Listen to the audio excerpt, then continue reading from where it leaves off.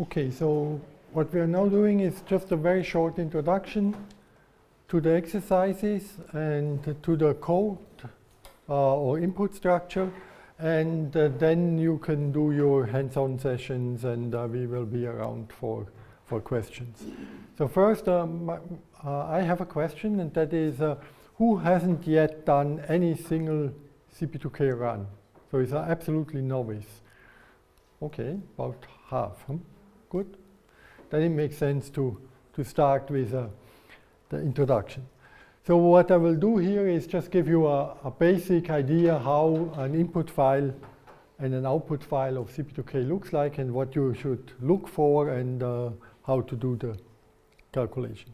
So usually if you run CP2K, there are different binaries that have extensions. So it's CP2K dot, and then some extension you typically find on your cluster. You will find popt or psmp for optimized parallel or multiprocessor OpenMP enabled parallel together with MPI. But if you also run on single cluster or single node clusters or single node machines, or even your laptop, you might want to use the sopt, that's the just optimized serial binary, or the SSMP that uses on single process multiprocessing OpenMP. You can get the code from the download page of the cp2k.org website. There you find some binaries that have been built for Linux distributions. It also comes through packaging managers for different Linux distributions. Also for Mac and Windows versions, there's also a Docker image for those who just want to install it that way. The Linux binaries that we provide are only for serial versions. If you want to use the source code directly and compile yourself, you can find the code now on GitHub. So the download page of cp2k.org will point you to a GitHub repository, and there you can download either a release or the current trunk version. Yeah, it's up to you what you want to use there. There is also a full distribution that you have access to through materialscloud.org. That is the website or the community website of the NCCR Marvel. That's a Swiss consortium for materials, computational material science. And there you find the quantum mobile distribution, where you have already within an environment a lot of programs like Quantum Espresso or also Siesta, and also CP2K together with some graphics software and so on. So there's a whole environment that can be installed through Quantum Mobile. Should be rather easy to install on all kinds of systems. It's also a good system if you want to use it for teaching, because students can easily install it on their laptops, and then you can use it for teaching. Or most likely you will use a pre-installed executable from your computer center. That is of course also possible. How to run CP2K? It's CP2K, so from the shell, of course, cp2k dot, for example, sopt input file. That's the easiest one. Then the output goes to standard output. Or you can use cp2k dot sopt -i input file -o output file. Then you get the output into the output file. And outputs are appended. So if you do it that way, if you run the job 4 times, then you get it appended 4 times. There are also some other options if you run the executable. For example, you can ask, what version am I running? Check input file, then it just runs through the input file and finds inconsistencies.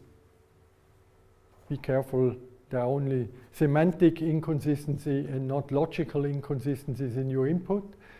You can directly print the full HTML manual, or you can get some easy help outputs also directly from the executable. Then, if you run, you always have to give an input. So you cannot run CP2K without the input. So the input file is required. There might be other files needed to run your input. And many of these other files, they are by default in your distribution.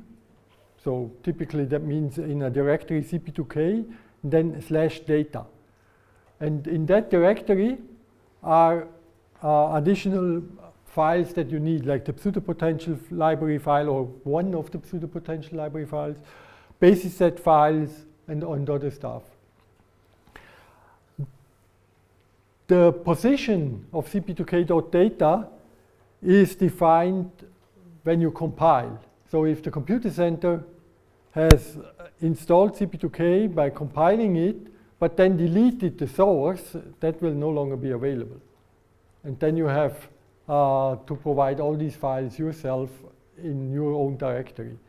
So I hope the computer centers keep that data around for the users to use the default versions of these libraries. All of these files you can define yourself in the input. You can give a path and then give your own file. And these files, of course, you can also download from the website, or you can create your own basis set file. That's easily possible. And then you put it somewhere, and you have to point to that place, and you can run it that way. Outputs are typically have a pre part and a post part. So you get the first part of the output file name is typically given by the name that you give your job. So that's, you can define it in your input. And then the second part, this part, then defines what the output do you have. There are restart files of different types. Restart files for wave functions, restart file for structures. So one is needed to restart SCF calculation. The others are needed for typical MD calculations and to have continuous runs for MD. Trajectories and structures in general are given in the XYZ format. That is just Cartesian coordinates and one atom after the other, and in the first column you have the type of atom. Then there are files with all types of energies, there's files with the cell parameters, and so on. Now the input file, you can find the description, so it's structured similar to an XML file, and the structure and all the options are given on manualcp2k.org, or you can generate it yourself and have it locally, but I think most people will use their online version. If you go there, one important point might be that you change to the version you're really using. If you're using an older version, you have to switch to the version you're really using. Be careful. And then there are top-level sections and subsections, and typically, or all sections start with this ampersand begin section names, and then you can give some options, and you stop the section with an end, and optionally you can give the section name again here, so that you know where the structure goes. And then within the section you can have subsections, or you can have keywords. So a keyword just comes then with values, whereas a subsection is just starting again a section, and then it's iterative. So you have full nesting here possible. Another part, the CP2K input is also programmable. And this allows you to, for example, include files, to set variable names and change these names automatically so that you can scripting. And I think Tiziano will tell you on Wednesday a lot more about that, so that you can, for example, do high throughput calculations, and you don't have to produce 10,000 input files, but you can have one input file that you program. Another thing is that you can give units. So many of the input numbers that you give, you can add a unit, and then you can give it in the unit you want, almost. And then internally, or the input is automatically using an internal library and changing it to the internal units that are used in the calculation. And this is also almost fully programmable, so you can have something like Hartree times Borg squared as an input unit. That's allowed. So the required, or one of the most important sections, is the global section, where you give the project name. So this is the part that always appears as the starting of the name of the files. You have to say what run type. So if you want to calculate an energy, or here to do an MD. Print level, how verbose the output should be. You want a lot of information or less. Timings, usually for normal use is not needed. It just gives information on how much information you want on the final timings of different routines to see how efficient the code is. And wall time here would be the job internally controls that it's not going over 1 hour of CPU time. So it checks, and then if it finishes an iteration, it stops before this time would be gotten. So it's better than running in a hard wall time from the computer center. You stop here nicely, and you get a restart file, and you can just restart it nicely. It's much better than letting the job run into the hard limit.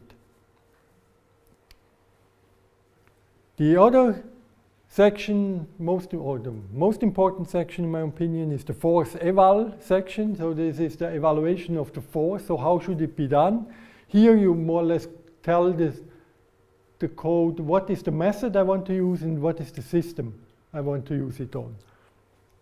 So here you have keywords like method, QS for quick step, FIST would be the classical force field, QMMM, and so on. And then you have subsections where you tell the code what type of DFT, for example, you want to run, here in this case. Then there is the subsystem section. Here you have to give the coordinates and what is the system that you want to run. So what type of atoms, force, and so on. And then another section. So this would be enough to do a simple calculation like energy calculation. If you want to move the atom, you can use the motion section.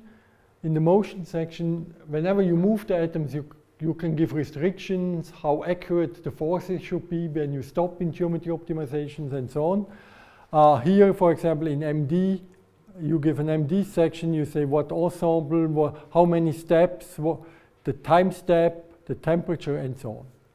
But there are other, for geometry optimization I already said, or natural elastic band calculations, Monte Carlo simulations, and so on. There are all kinds in the motion section. So these are the typical top sections that you have: global, force eval, and motion. Then, as I said, you often need some kind of additional files. As long as you're working within the default pseudopotentials, default basis sets, and so on, you can just use what is in the data section. I mean, there are no defaults. You have still to specify what you want to use, but there's a certain library available of these that you can use. If you go there, you can have a look. These files are easily readable. So there are the potential or GTH potentials are the files where you find pseudopotentials. Basis set and different, or basis set molopt, for example, for the molopt basis sets I was discussing this morning. Of course, if you use the basis sets and the pseudopotential, they should match. So if you have a pseudopotential that removes all core electrons, you should not use a basis set that then has basis functions for the core electrons. Doesn't make sense. Also the other way around, if you have a pseudopotential that has certain electrons included, like semi-core electrons for transition metals, you also have to have a basis set that provides flexibility for those type of electrons. So they should match.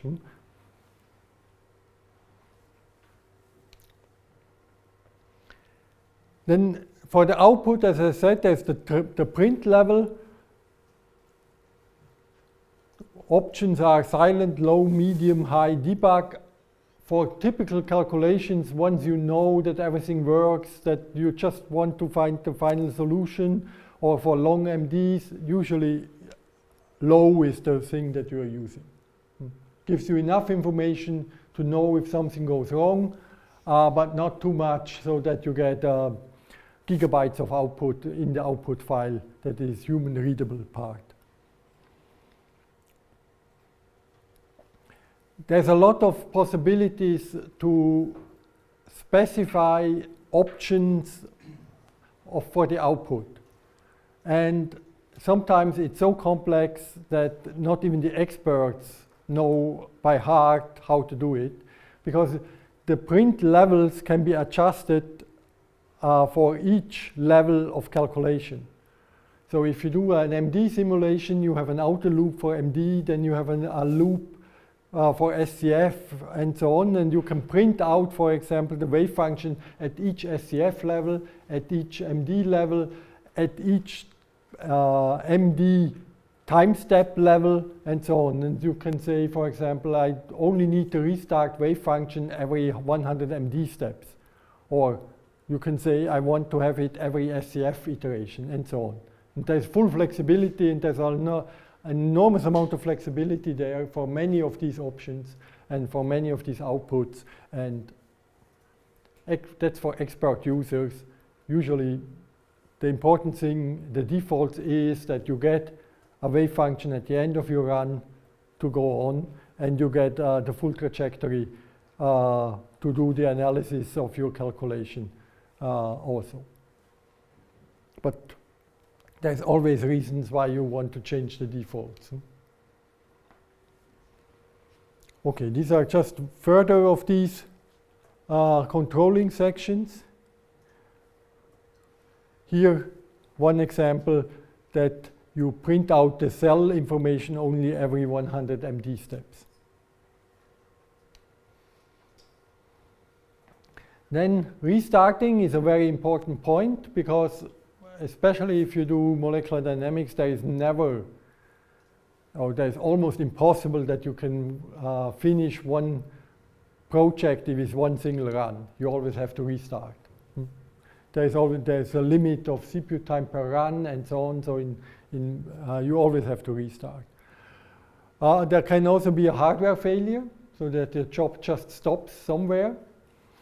Batch system limit I was talking about, or something happens in between in MD. So at one SCF step, you're no longer converging for some reason, and then the simulation is no longer valid and you have to stop it and restart at the point before this happened. So you need some kind of history. So you have to be aware of the history of your file and so on. And there is possibility to start from a certain specific point in the history. You can restart. Be careful then that you don't have parallel outputs, one from a older history and one from a newer history, but they are in time at the same time point. Be careful there. Another important thing is if something goes wrong or you realize there will be something wrong, for example, oh, I realize I will run into the hard limit of my batch system, I made a mistake in the input or something like that.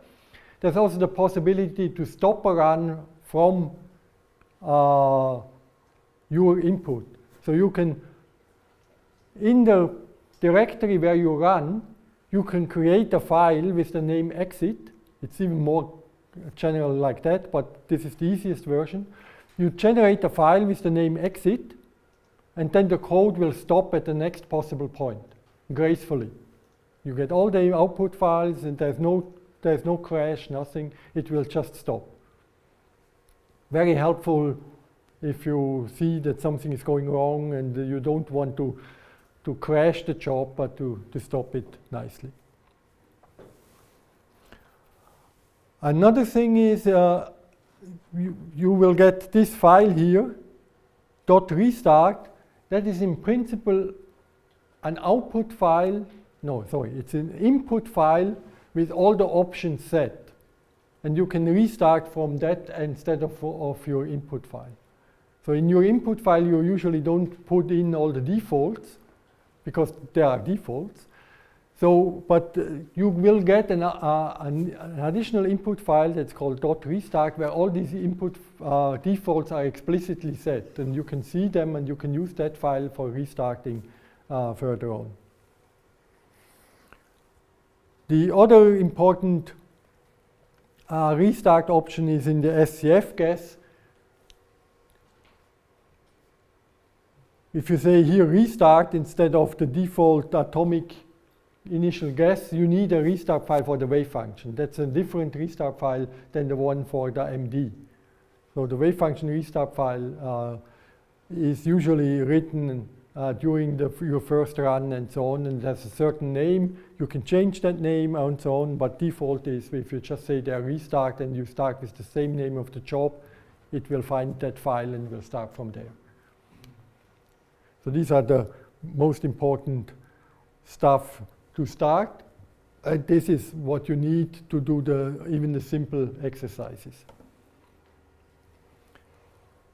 So, question as always, are there questions?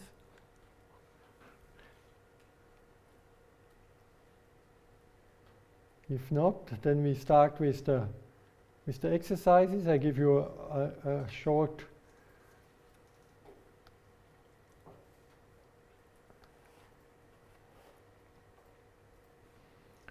So the exercises you find also on the CP2K org.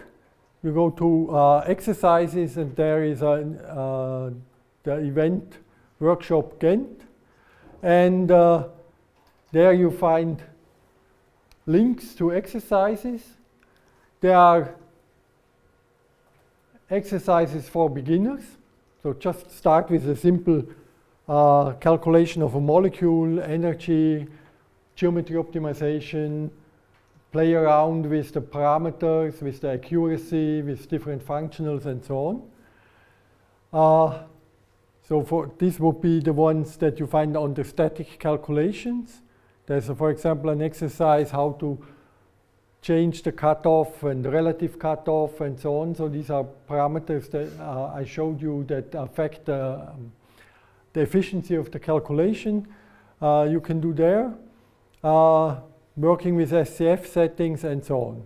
And geometry optimization for a slightly more complex thing. Then there are intermediate exercises. For example, here optimization of a sodium chloride cluster, a little bit of surface science,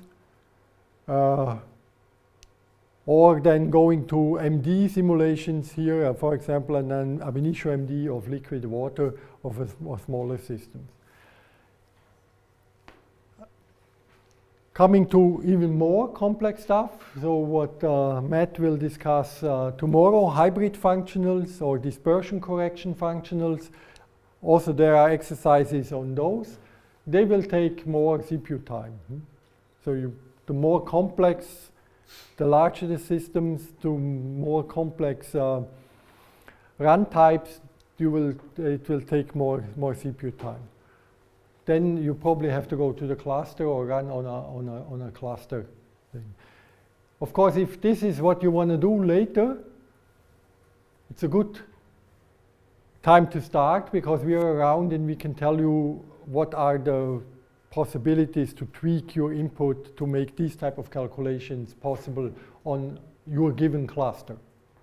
So there's a lot of memory optimization involved, optimizing of input parameters and so on.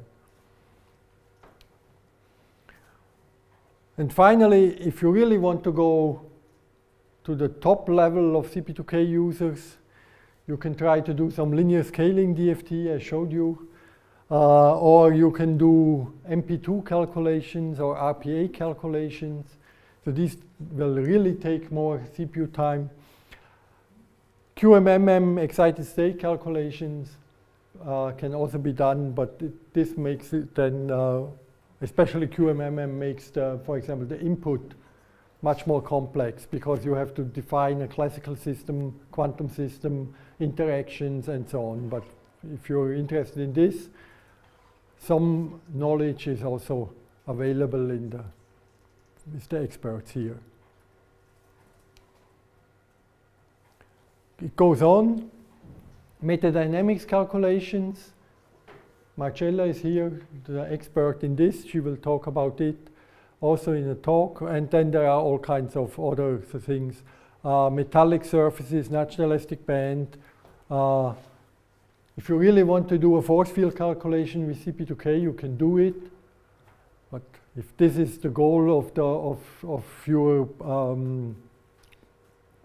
project, then probably you're better off using LAMPS or another code that is specialized on this, except it doesn't have the force field that you want to use.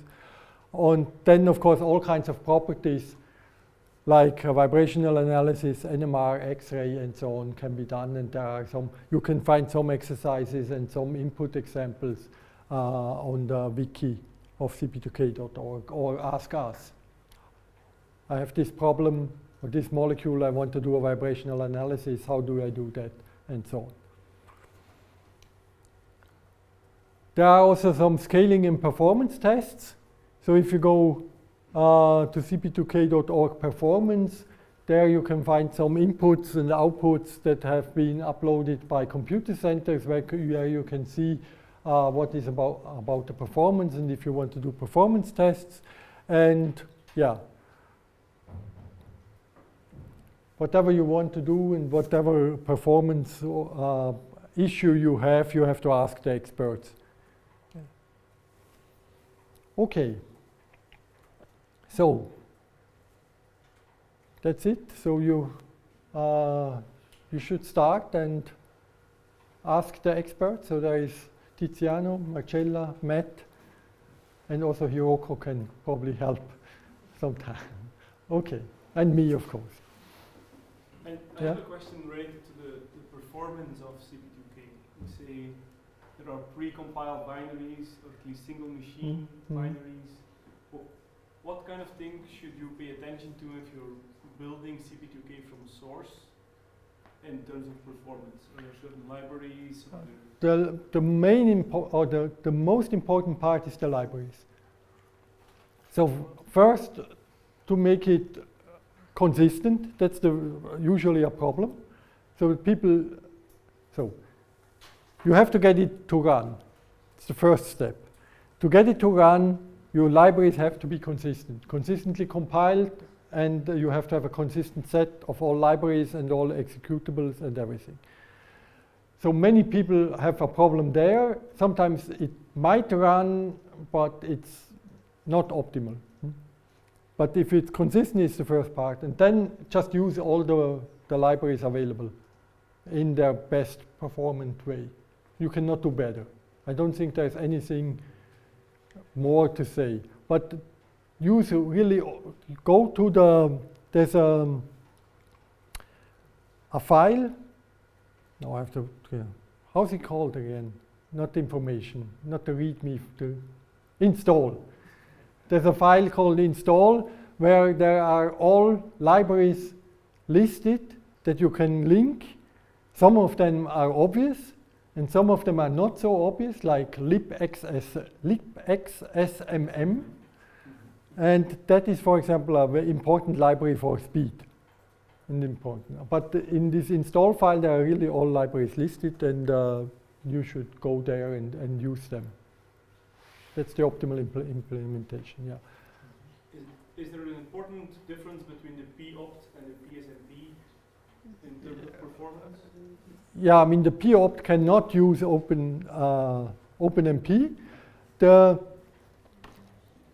In terms of performance, I would say use use MPI as long as possible. So you run with one OpenMP thread and increase the number of MPI threads. The reason is MPI is using coarse grain parallelization that usually is better, and you also distributed memory. So the more threads you have, the less memory you use per thread, and so on. But at some point you run into a wall because the granularity is limited. And then if you have a PSMP, you can go on and add, for example, 2 or 4 or 8 OpenMP threads. There, everything that is within a node makes sense. If you would go outside a node, you can forget it with OpenMP. You have to stay within a node. Even better within a CPU within a node. So if you have a dual socket machine, usually you should stay within one socket. And there I'm no longer sure how it works. In principle, you should have your threads pinned to your socket, and the memory should also be pinned, and so on. That is then a question of installation in the center or in your system. Yeah. But then, as long as if you run PSMP or popt with one thread, they should more or less give the same result. Okay, so if you don't have any memory limits, let's say, then whichever you use shouldn't matter. No, even as I said, I mean, PSMP run with OpenMP num threads 1 should not show any or hardly any difference for popt. Yeah. Usually people prefer popt because the installation might have a problem, and people also make mistakes. For example, it's typically what happens is people don't set OpenMP threads, and by default the system takes the maximum number available, and then you have overloading, and people complain that their job is 10 times slower if they use more CPUs, and things like that happen. So with popt usually nothing can happen, nothing bad can happen. Yeah.